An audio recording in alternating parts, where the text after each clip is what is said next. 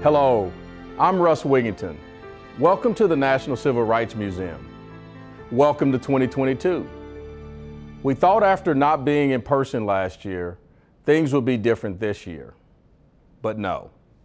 We're together again virtually to join the Memphis Grizzlies, as we do each year, in paying tribute to Dr. Martin Luther King Jr.'s life and legacy.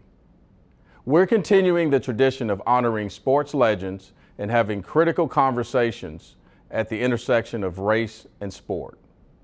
As I wrote in my book, The Strange Career of the Black Athlete, African Americans in Sports, historically the experiences of blacks in sports have mirrored that of blacks in society, despite examples of people who were exceptions. Too often, most were not afforded the opportunity to enjoy all the freedom and opportunities in which our country was founded. Tonight, you'll hear a compelling conversation. It's our hope that when we share our perspectives and experience with one another, we can realize understanding and empathy for one another and further realize the vision of Dr. King.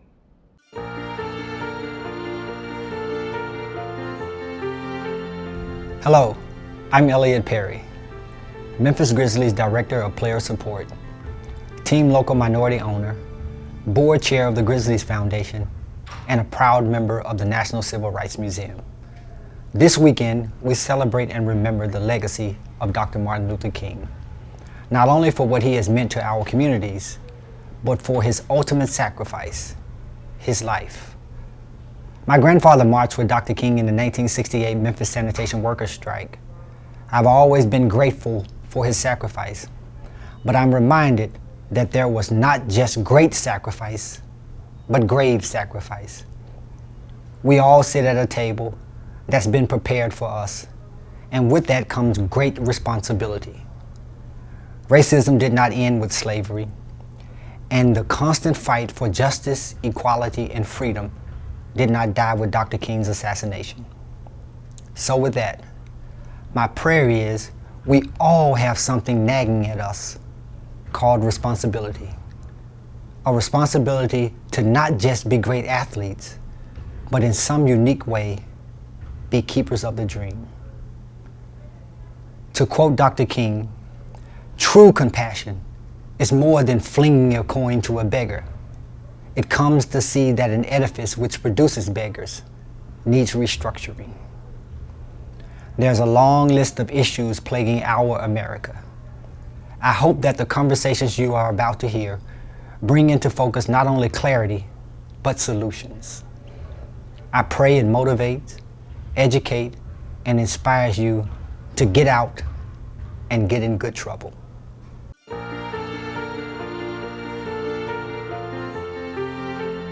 Welcome to the 20th annual Martin Luther King Jr. Celebration Game Weekend. I'm Michael Wallace, Grind City Media Senior Editor and Analyst, and we're gathered tonight for another vital, important panel discussion on the intersection of race and sports. I'm going to start with the same way I normally start every time we do this each year, year in and year out, and that's a call to action that Dr. Martin Luther King, his work, his activity in the community always called for, and that's to remember, to celebrate, and to act. And it's with those three founding principles that we get into tonight's panel discussion, because there's still a long list of issues plaguing Black America, none of which are new. Racism didn't end with slavery, and the constant fight for justice, equality, and freedom didn't die with Dr. King's assassination, nor the civil rights movement. Racism and policing are still top issues for Black Americans. Voter suppression is marginalizing Black and brown communities the same today as it ever has. And attention is finally being paid to mental health, especially that of men. We're going to discuss those topics and more over the course of tonight's conversation at the intersection of race and sports. But first, let's meet our panel. One of the most dynamic young stars in sports today, professional basketball player for the Las Vegas Aces, A'ja Wilson. After leading the University of South Carolina to its first NCAA Women's Basketball Championship in 2017, A'ja was drafted number 1 overall in the 2018 WNBA draft. She was also named 2018 WNBA Rookie of the Year and is a 3-time WNBA All-Star. Off the court, A'ja puts most of her work and energy into advocating for social justice, as well as building the A'ja Wilson Foundation, founded by A'ja, and her parents, Roscoe and Eva Wilson. Also joining us tonight is Executive Director of the National Basketball Social Justice Coalition, James Cadigan. Formed jointly by the NBA and NBA Players Association in 2020, the coalition is a 501c4 advocacy organization that leads the NBA's Families Collaborative efforts to address racial inequality and advance social justice. A first-of-its-kind entity in the sports and media sector, the coalition leverages the game of basketball's influence to promote justice policies reforms at the national, state, and local levels. Cadigan joined the NBA family from Arnold Ventures, a national philanthropy, and prior to that served 8 years in the administration of President Barack Obama. Lastly, a standing participant in this annual conversation, Mark Spears. In his 20-plus year career as a sports journalist, Mark has covered teams for publications in Tulsa, Los Angeles, Louisville, Kentucky, Denver, and Boston, as well as for Yahoo Sports as an NBA reporter. He's now senior NBA writer for ESPN's The Undefeated, a website that explores the intersection of race and sports and culture. And we're going to jump right in. Voting rights are under attack nationwide. States are passing voter suppression laws, and these laws lead to significant burdens for eligible voters to try to exercise their constitutional right to vote. These measures include cuts to early voting, voter ID laws, and purges of voter polls. In 2020, we saw pro and college athletes step up to lead voter education and voter empowerment initiatives all over the country. Players from the WNBA, the NBA, and college football essentially picking up the mantle for the fight for social justice by leading voter registration drives, fighting voter suppression, and promoting get out the vote efforts. One of the Grizzlies' early voting day of actions, the team had representatives at every early voting location around Memphis. Governor Kemp of Georgia signed the Election Integrity Act law last March. The NBA, the WNBA, Major League Soccer Players Association, the NFLPA, and the United States Women's National Team Players Association were among the 9 unions that signed a letter condemning that legislation. We're going to start with Mark. Mark, when you think about how much has happened when you talk about voting and all of the social awareness and justice that has gone into that, how has the National Basketball Association and the Coalition of Players, how have they been engaged on the issue of voting? Well, hey, look, with Asia being here, let's start off with the respect we got to give the WNBA, because they were the sports league that I think it took it seriously before everybody else. But in terms of the NBA, what always stands out to me is my time in the bubble. When after the shooting in Kenosha, Wisconsin, they stepped away from basketball for, I believe, 3 days. And I was there when it happened. And they did it in protest of what happened in Kenosha, and also the other shootings of African Americans and people of color with police brutality. And I think it was with that, they were able to get voting poll stations in pretty much every arena in the league, which is amazing. And I truly think that impact the election, that people could go to their favorite team's arena and vote. It gave them another place to go. It was something that they talked about on a daily basis. Like the bubble was certainly a place where it gave the players a platform that they maybe never had before in their minds, or didn't know that they had. And it was amazing to see every day players talking about George Floyd, talk about Breonna Taylor, talk about social injustice, wear T-shirts, wear hats, speak proudly, take a knee during the games, having Black Lives Matter on the floor. I just remember the first time I saw that on the floor, man, it made me teary-eyed to see a court where I never would have thought I would have saw that in the NBA or sports in general. To see what the Milwaukee Bucks did, to see the impact that is still coming out of it, because there are so many programs that the NBA is doing now to try to make impact in Black communities and communities of people of color all over the country now and in Canada. So I really think that the NBA Prior, it's been a long time, probably going back to the days of Bill Russell and Oscar Robertson and Kareem. But the bubble is when I think they truly impacted the election. James, I understand voting reform is a major objective for the National Basketball Social Justice Coalition. How has the National Basketball Social Justice Coalition continued to be engaged on issues of voting? Well, it's such a great question, but first, thank you for having me here. It's an absolute privilege to be able to talk about some of our work, but in particular to be able to reflect on the life and legacy of Dr. King.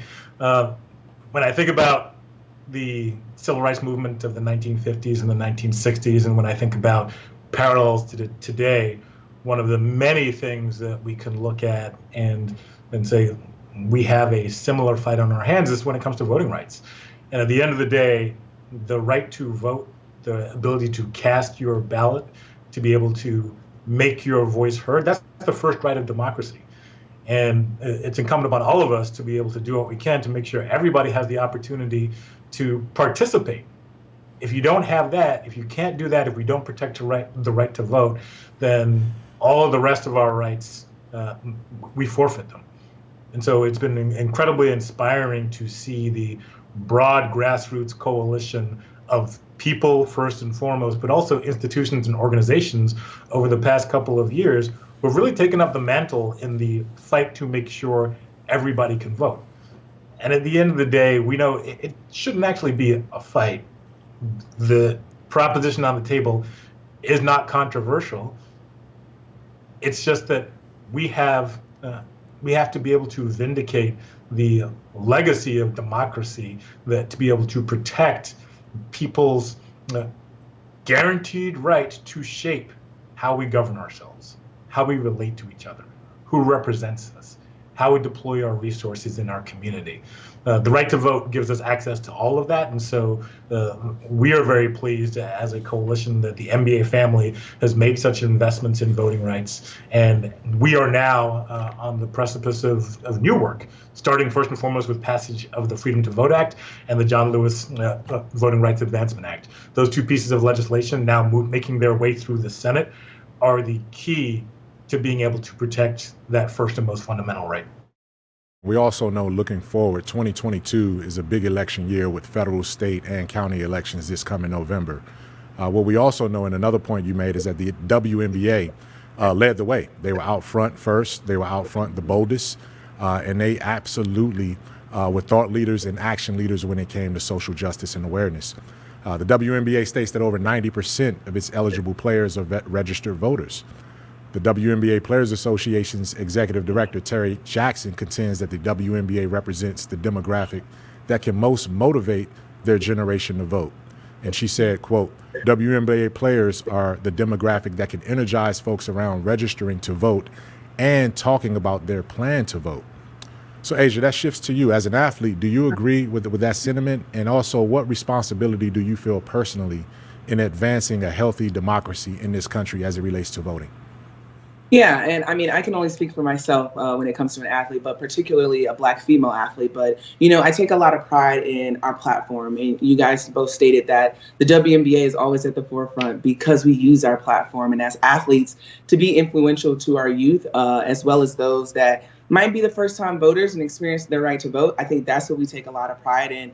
And we just use our platform that we have. When we are on ESPN, we have those CBS games. Those little things are huge to us. And, you use the word healthy, and true democracy is the only healthy when everyone is participating. And I think that's what we take a lot of pride in the W, is making sure that everyone is included and knowing that they're not by themselves. And I think, and I'm probably going to find myself saying this a lot throughout this panel, but the WNBA, we tend to say that we like to be the voice for the voiceless. And that's really what it's going to take, is understanding and letting people know that voting should be easy. And we take a lot of pride in that. So we're really big on, especially for me personally, using my platform and helping just advance our country as a whole.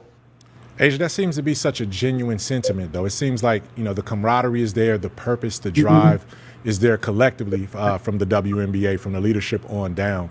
What has sort of led to that kind of that kind of action and that kind of activity among the WNBA to be leaders in this field? Yeah, I would have to give all that credit to our president of our Players Association, NECA. NECA, she makes us a unit. She has us as a unified front. And I think that's what it honestly takes. Like, I remember growing up and the WNBA would just constantly be the forefront of all of these different movements.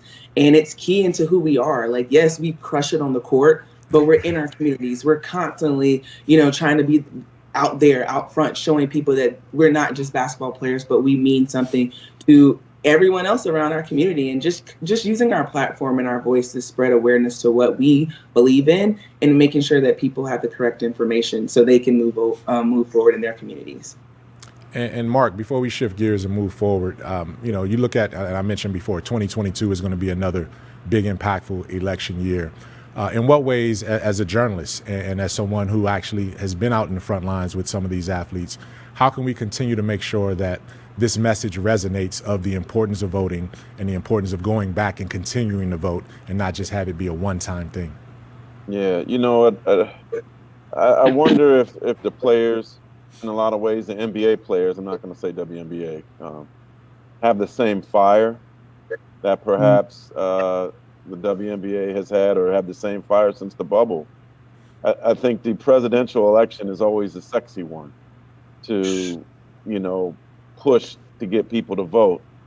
But oftentimes it's the local elections that have the greater impact on you as a person. And I think Americans and even a lot of NBA players have to either be educated or reminded of that. So I do think that, you got several players in the league. I know the Harrison Barnes of the world who are always on the forefront saying something, LeBron James more than a vote. But I think the thing is that they gotta not rest, and it's difficult to always be standing on that podium, always raising your fist when you got a job to do. And so I also, the elections are in different times of the year, in different cities of the year, and player could be confused because they don't live there in the off season. So, or maybe they're not going to be back there. So maybe what's happening where their off season home is more important for them than actually where they are playing. But their voices just, mean so much. Like I talked to Malcolm Brogdon's mom. He's certainly big on voting. And she said, I said, what is it about your son that makes him so special in speaking out about social justice and voting? He said, too much is given. He knows that. He knows he has a platform in which he needs to speak. He needs to be, as you said, a voice for the voiceless. He needs to educate people and remind people. And so I think the voices are there. The platforms like More Than a Vote are there.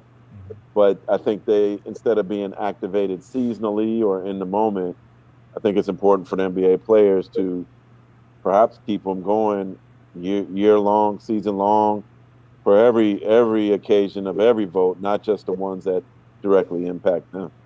We talked about voting, we talked about social justice, but another key element of what a lot of players and athletes, particularly in the Black community, are dealing with is mental health and mental health awareness. There's been a stigma regarding mental illness among people of color, and definitely a stigma when it comes to talking about it.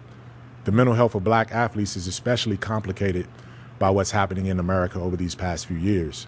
According to the American Public Health Association, there's a measurable drop in mental health among Black Americans each time an unarmed Black person is killed by police. Executive Director of the American Public Health Association, Dr. Georges Benjamin, said racism attacks people's physical and mental health. It's an ongoing public crisis that needs our attention right now. So, Asia, I want to come to you first. How do you feel athletes are faring when it comes to mental health awareness and sharing and spreading the word of how important mental health is?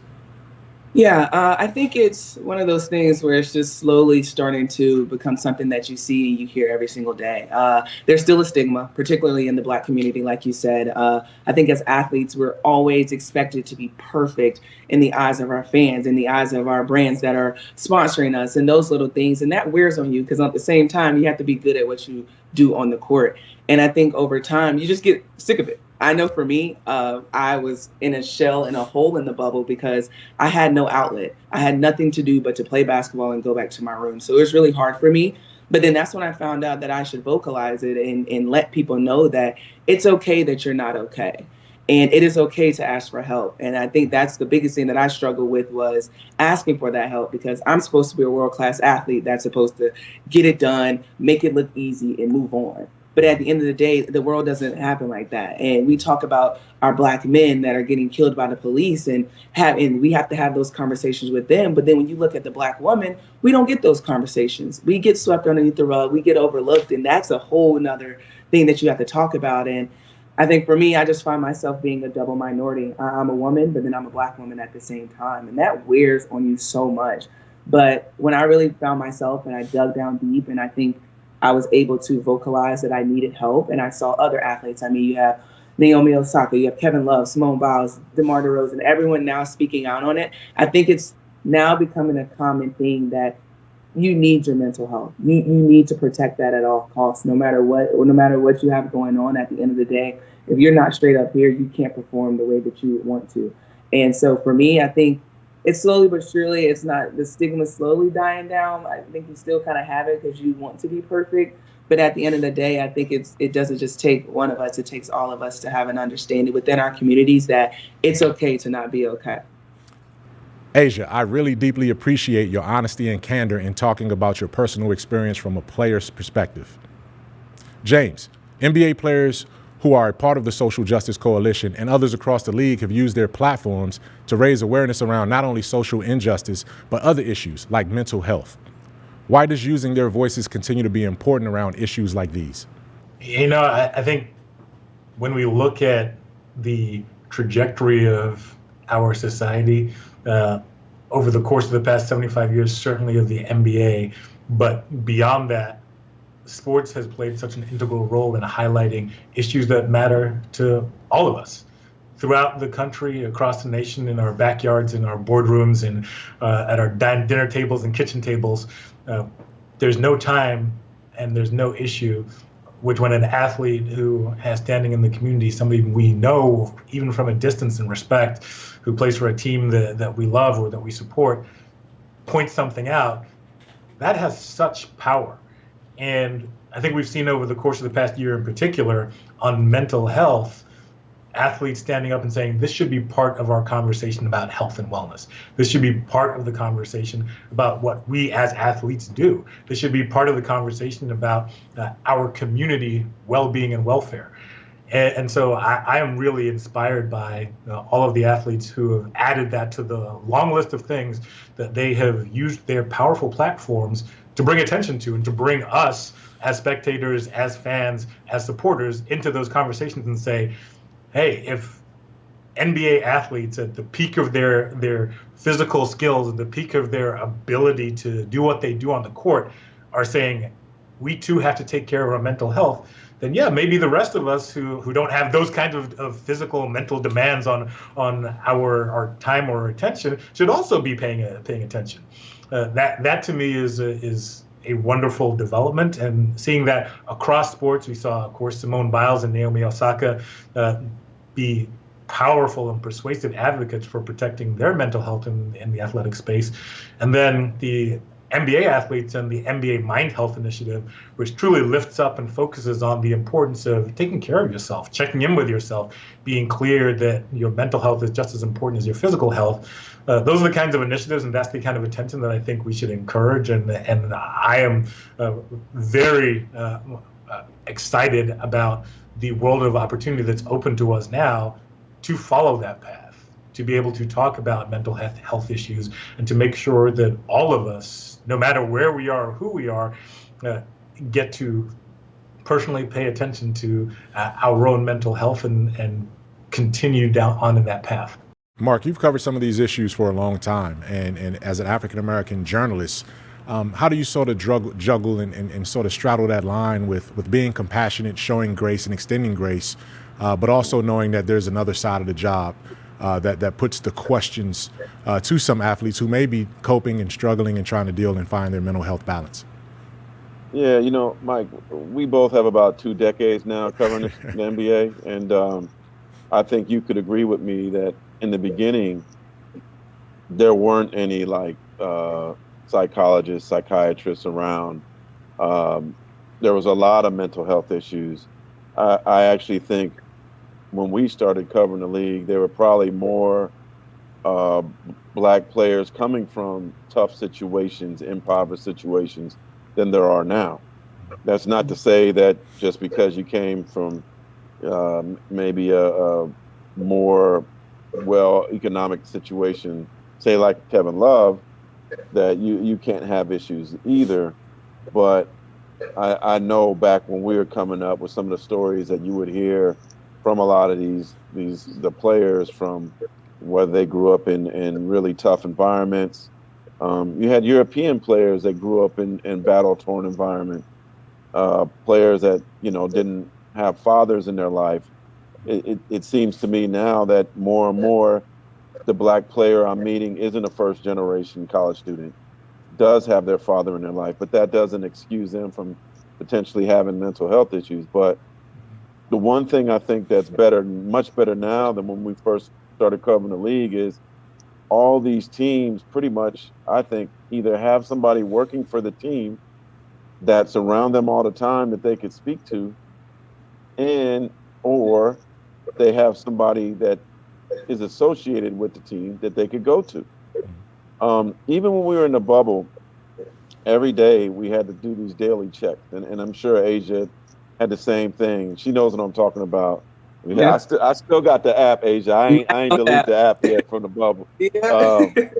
And every day they would ask you a series of questions. Are you sick? Do you have a fever? How are you mentally? Do you need to speak to somebody? And it was cool because it was a private deal. Like you were answering the questions privately, and if there was an issue, they would quietly get you somebody to talk to.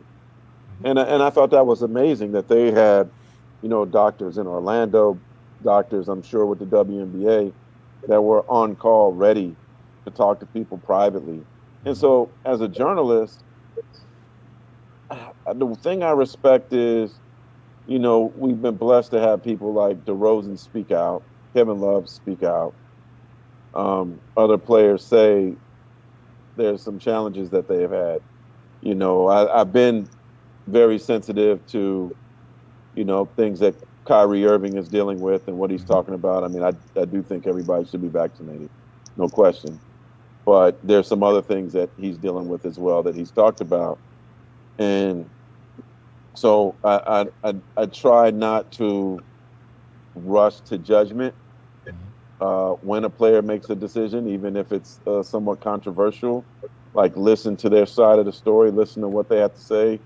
And also, I'd love to do stories about the psychiatrists and that cover the team, the mental health doctors. But in a lot of ways, I think the teams want to keep that private. And I get it. Like, it's not like they're in a position where they could tell me who's dealing with what or anything. But every now and then, even like the Warriors have a guy, like he's kind of like a ghost, man. He just appears every once in a while on the court. And I'm like, uh-oh, something going on. Because I just saw the guy. And as soon as you go say hi to him, he's gone. You know what I mean? But I respect the fact that the NBA teams have these people, but they're not waving them around like, hey, look, we got a mental health coach. We got somebody that is helping our players. Give us love for that. No, they're doing it in a much more private, caring, loving way that I know for a while, like even the Thunder had somebody working for them who was not only available to the players, but she was available to the general managers, the front office, coaching staff, and even a lot of the employees. And I know at Disney, working for ESPN, we have access to people, but you have to go get that access. So to think that when you go to practice, and maybe Asia could speak on whether the WNBA is like that. Not, I hope it gets there, because that there is somebody available that you may not even like be seeking, but they're there. And because you see them, you're like, you know what, I need to go talk to them today. Like, I think that's a great perk for the players to have. Asia, can you speak to that as well from the WNBA side and what you've seen through the league over the years that you've been in as well? Yeah, for us, I mean, it's like a constant reminder that someone's there. And I think that's what truly matters when you're talking about mental health, especially within the athlete, because it's not necessarily we want to be hidden or secret, but some things you just want it to be private. And not necessarily, a pat on the back because we got this. We have a psychiatrist. Look at us. We care about your mental health. It's like, it's not necessarily like that. It's more of like a private situation where you can go and talk to someone with an unbiased ear. I think that's what I love, that I can go talk to my psychiatrist about, because she doesn't necessarily know me as Asia Wilson of the Las Vegas Aces or another WNBA player. She's just looking at me as a calm, normal human being that is just listening and hearing me out. And I think that's what key for us as the W is that we, in the bubble with the My Help app, they always had that last question that's like, you can press yes, and then we will come and find you. It doesn't necessarily like, okay, I have to type in all my information and figure out, then go from there. Like, I think the biggest thing is just being private in what you do and knowing and understanding that someone's there if you need them. And it doesn't have to be a week-long session or an hour-long session. Just when you need it, there's someone there. And I think that's always comforting. Mark and Asia, your experience in the 2020 NBA bubble and WNBA bubble is remarkable. If only we could all live in a bubble, but from that standpoint, that's not really a reality. More people of color have lost their jobs from an economic standpoint, many of which have no savings to cushion the blow. Students were hard hit, and underperforming schools were hit the hardest, greatly impacting the learning of children of color. And black workers who are in low-wage frontline jobs that could not be done remotely had disproportionate exposure to the virus. And with access to health care being inadequate, the racial gap in life expectancy has widened even further. James, when we talk about areas of injustice, health equity has certainly been brought to the forefront in recent years. Is this an issue you think we should be focused on, and how can the NBA and others play a part? Absolutely. That's a no-brainer. Health inequities are pernicious and widespread, and racial disparities and life outcomes and health outcomes are one of the biggest problems that we have to contend with. And I think the more attention we turn on to it, the more resources we devote to rectifying those inequities, the better off we're all going to be.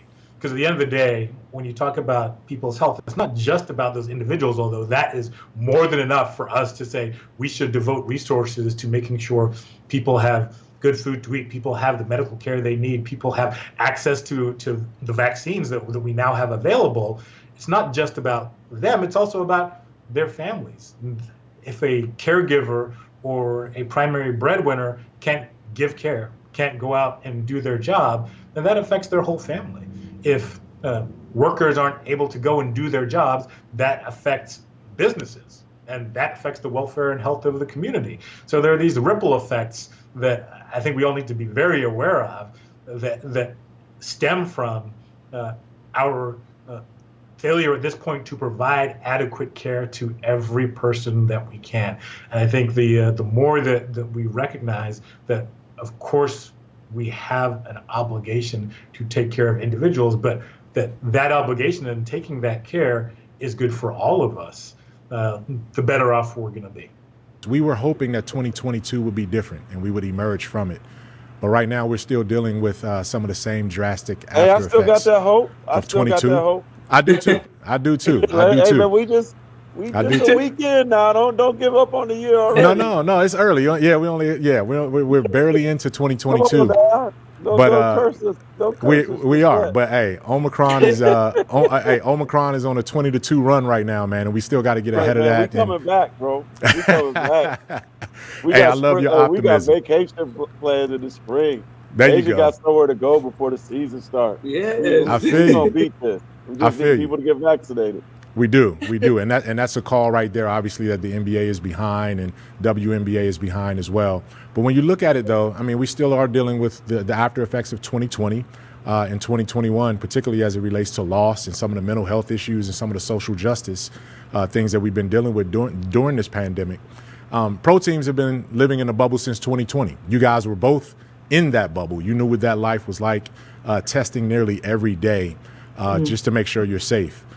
So from your vantage point, Mark, and I'll start with you before we wrap up, You know, when you look at now that this is 2 years into this, how has COVID impacted how we perform in sports, how we play sports, how we cover sports, how important sports is to this society at this stage? How has COVID impacted that? You know what? And I wonder what Asia thinks about this, but with every passing day, I actually appreciate the bubble more and more.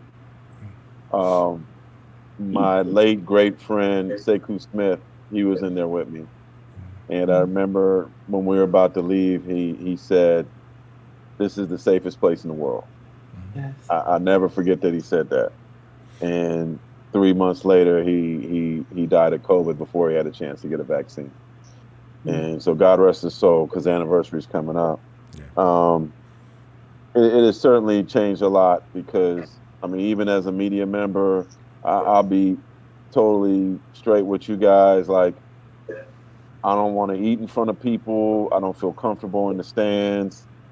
When I do my interviews, it's at a distance. If I got what I need before the game, I get out. And I think I got that fear because I got COVID during the finals last year. I got it. I believe I got it in Phoenix at the game. The majority of the fans there didn't have masks on. And we were sandwiched as the media in between them. And still at that time, I'm learning about it. I think I took my mask off in the third quarter for like 15 minutes to eat something. And that's probably when I got it. And so now, you know, it's certainly a scary situation. I miss going into the locker rooms, talking to the players, building rapport with them. It's a lot of young players I don't know. And I don't know when I'm going to get a chance to know them.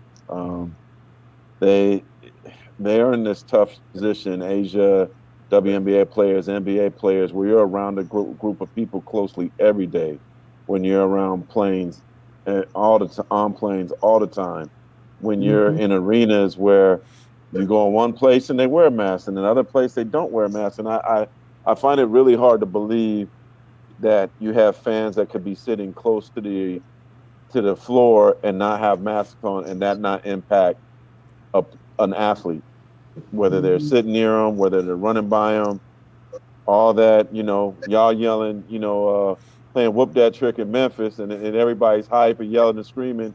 There's hot air coming from their mouth out onto the floor. And so I fear for the players' safety in that. I believe that there's probably players that have gotten sick while working at games. So I wish, I applaud what the Raptors have been doing with not having people at the games so late. I don't, you know, and if we are going to have people at the games, it should be mandatory that they are masked at all times. I don't care how much they pay for their dang seat. They shouldn't be drinking and eating during the game. Like, respect the artists at work and let them do their job in a safe environment. And, you know, maybe if I'm surprised that it hasn't gotten to the point where maybe the players need to walk out and get a safer environment too for themselves, where they demand that masks are worn and they demand that nobody eats or drinks by the floor. But it's a scary time. I will say that the players from the G League and free agents that signed, they kept this season alive, man. They really kept it alive, and it really went and derailed and maybe forced us to think about a bubble environment again. And those guys should be commended and all given some kind of like super bonus for helping the NBA from not falling apart. But I think what the WNBA is going to do is take some lessons from these folks. And these women, they ain't scared to say something. And I don't think that, and I think they, with all due respect to the players in the NBA, I think they're taking it more serious too. This is a scary situation, and just because somebody hasn't died yet doesn't mean it's not safe. I mean, it's safe. Like, right. God forbid that's what it takes for more people in the NBA and the fans to take it more seriously. I'm gonna get off this soapbox, but it's just, you know, when you have friends that have died, family that have died, like, I love watching hoop, but they gotta put something around the court just some kind of like real life bubble around the floor to make it a safer environment for the players, I'm all for it. Mark, you never have to apologize for speaking authentically and genuine, and you've certainly earned it. You've deserved the right to share and express exactly what's in your mind and your heart, because that's from the experience that you've had. Asia, you as well. I mean, that's why I think that this discussion is so vital. It is so important, and it's part of the legacy, the continuing legacy of honoring Dr. Martin Luther King and all of the courageous leaders who stood up and stood out for so long. I want to stay on this topic one more time before we close, and I do want to get Asia's input on this. But COVID, coupled with systemic racism, obviously has hit the Black and Latino and indigenous communities harder than any other communities we have. The Atlantic's COVID racial data tracker, according to that, Black Americans have died at higher rates from COVID-19 than any other racial group. But in spite of those glaring statistics, reports also show that less than 20% of Black Americans say they even trust the vaccine's safety. We know about the Tuskegee experiment and other inhumane experiments that have gone on throughout history. It's caused mistrust, misinformation among the Black community, and potentially among Black athletes. And it's causing many to not get vaccinated or to reluctantly get vaccinated and continue through the booster stage.